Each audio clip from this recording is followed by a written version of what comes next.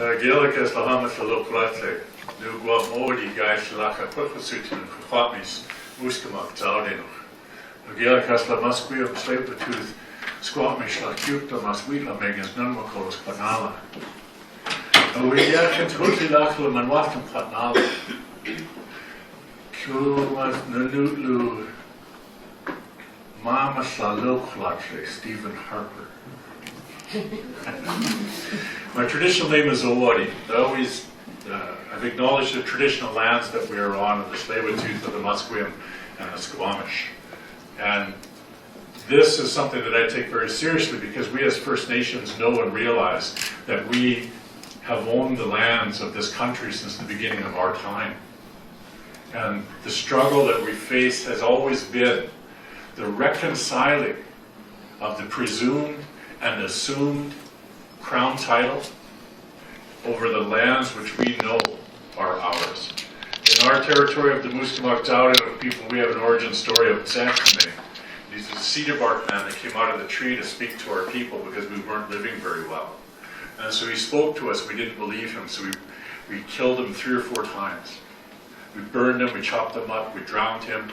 And then finally, when we were having a potlatch, he came walking in for the 4th time, and somebody cut his head off. And so the blood flowed. And it came to a point where the blood stopped flowing, and it came back, and his head had reappeared. And then our people started to believe that he was the messenger from Creator. And so before he left, he said, "You must change the way you live. If you don't, I will come back." And he went back into the cedar tree. So we have a messenger, we have death, we have blood, we have resurrection, and we have I will return. It sounds very familiar, right? But so what it tells me, though, is that we as peoples of this world have our spiritual paths, which are largely connected in some degree, if we want to choose to see those connections. I've been involved with many things, but before I became involved in politics, I was a traditional singer within the Kwakwaka'wakw people, brought me into contact with some of my elders. And my Uncle Michael Dick, who passed away a few years ago, he was a nurse for 34 years, played guitar, and had a really deep knowledge of our language. He was the most amazing guy to talk to. But he always talked to me about the origin stories. And he said, none are better than the other, they all just are. And I thought about that was one of the nicest way to say that we, a sentence I've learned, we Megas Numbagwanama, where we are one people. And what we're faced today with this government of Canada is how are they constructing something so they can categorize us. They're constructing something so they can monitor what we do and who we talk to. They're constructing something which is going to keep us or promote fear amongst us to stand up for what we know is right, for what we know is just, and for what we know must be done. And so we've come out of a dark era of 10 years of Harbour, and many of you will acknowledge that. First Nations have been in a dark era of Canada for a lot longer. A lot of people don't understand what it means to be First Nations. You see us at roadblocks. You hear about us at the courts. You hear us having protests. But what we are speaking to is the failure of democracy in Canada. Nothing less. When you talk to a First Nation leader, you talk to someone that's engaging the government on a daily basis on the Constitution of Canada, on the Supreme Court of Canada rulings. The very foundations, the big principal pieces of democracy in Canada.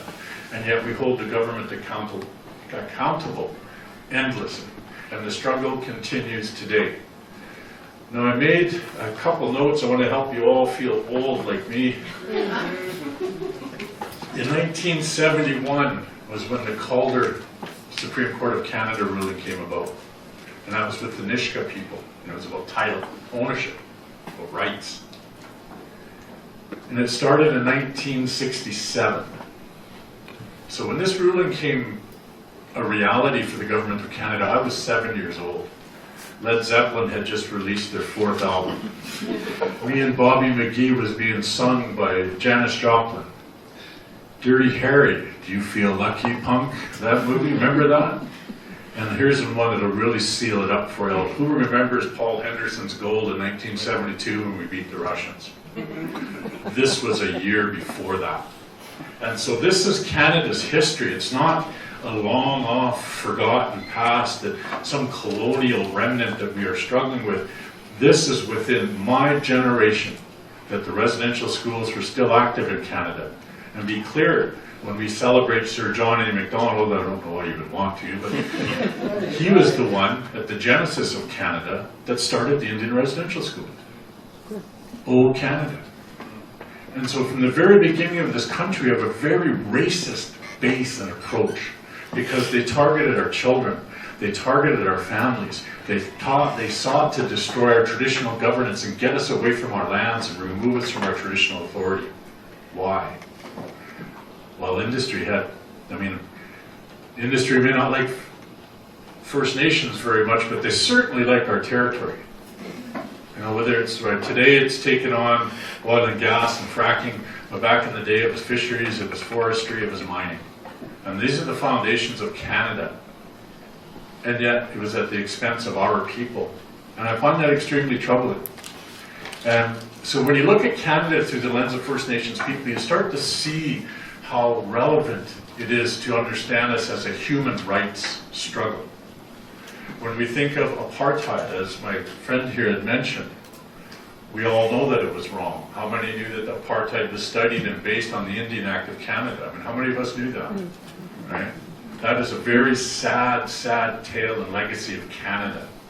And the whole world agreed that the native people of South Africa were not considered people in the democracy unless they had the vote. Well, let's look at Canada's history. It was in the late 1950s that we got to vote federally, and it was in the early 1960s that we got to vote provincially. So looking at apartheid as a measure of rule, we were not even people in the lands which the Creator put here for our use. This is Canada's history. And this is something that I am hoping that we see some traction and some real movement on with this new Liberal government, because it offers a challenge for all of us. It was easy to dislike Stephen Harper and all his minions, because what they were doing was unjust. Oh, just a minute, I didn't start my timer. Okay, good. But so what we have now with Bill C-51 and what's come about from it is we now are asking ourselves, what can we do? And when I was invited to come and speak, I jumped at the chance. So I could spend my Sunday with a bunch of wonderful people that cared. And as the younger group knows, that Rage Against the Machine said, I know the power of the question. And that is what we have to get to. Posing the question repeatedly. Posing it in a way that the government, we hold them to account to their promises and commitments. And we shape our path forward on their commitments so we help them look good by meeting our needs. And the lady that spoke about the process of consultation, I can't agree more. And she also mentioned about Canada does the bare minimum to cover their butts legally. This is First Nations experience since we've had the Crown's duty, and this is about 15 minutes. So here in Canada we have this government, this structure that has struggled to really acknowledge its own past of racial discrimination. And now the Harper government has taken it to a whole new level, where it's now discrimination against Canadians that have the audacity to try and talk to your friends and family about stopping something that you feel is unjust or not needed. And this has been something that First Nations, I know when we all first heard about this, we all kind of chuckled and go, we're all going to jail for another charge now. Because this is our land, our people are not going to stop gathering. We are still going to be out there protesting. We're still going to be out there stopping whatever it is that we need to make space for the appropriate negotiations of our people based on the acknowledgement and the recognition of our people's title and our rights. And this is where I want to see a just Canada arrive, not Justin. Just thought of that now. But we're looking for a just Canada, one that is going to be fair. And when I first read about metadata, I don't know, it was about 4 years ago. I read a book called The Black Code. And it was really interesting to talk about different countries in the world that didn't want Google searches to show this content or that content or another content, and they were able to use 6 or 7 choke points in the internet to make sure those things weren't available to people. I started to think about it, well, then that means 6 or 7 places they can gather information on every one of us, who we email, who we talk to, who we chat with. And those are certainly an intrusion on privacy. And we have certain rights as people, human rights.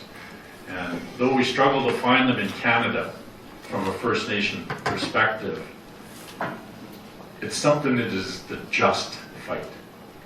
And we must keep going. We cannot stop. That we have, for lack of a better word, we're looking in the face of tyranny right now, because they want to know everything about you so they can divide you, so they can categorize you, so they can limit what you want to do and get in front of your own civil liberties. And this is not good enough. It's not good enough for Canadians, it's not good enough for First Nations, but we need to acknowledge what we've accomplished to date, where we have hundreds of thousands of Canadians that know exactly what Bill C-51 is. What other legislation can you think of in our lifetime that has that much traction across this country? So that is our starting point to move forward. Because we have this wonderful starting point, this mass of people. Imagine if we got them to talk to all of their cousins. Cousins are a big thing for First Nations people, let me tell you. But if we talk to all of our family, we talk to all of our communities, we made sure everybody understood what we know about Bill C-51, we're going to grow this to be an even bigger movement than what we have to bring it to light today. And in closing, as I fear there's a 1 minute, I want to read to you just a closing thought, because Canada has embraced the UN Declarations on the Rights of Indigenous People, UNDRIP.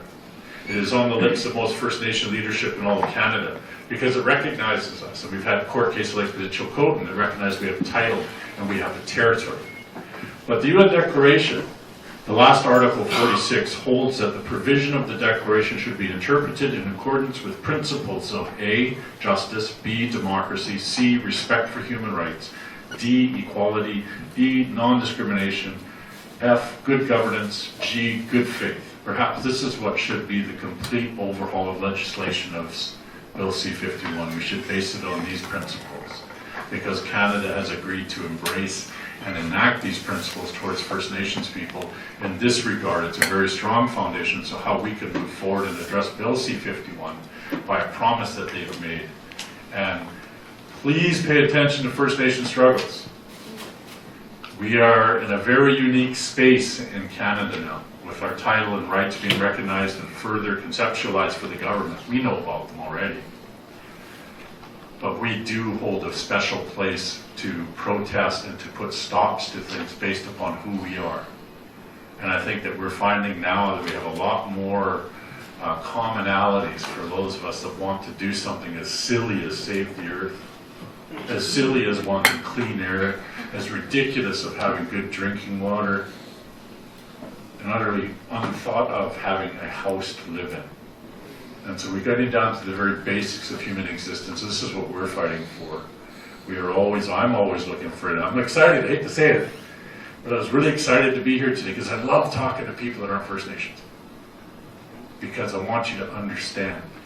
And if I can reach a few of you, and perhaps we can talk a little bit later, that you'll talk to a few more people. And then we'll start to have a base that's going to be ever growing based upon understanding and recognition of who we are as people. Not as 62500211301, my status card number. Government monitors what I do in many different ways already.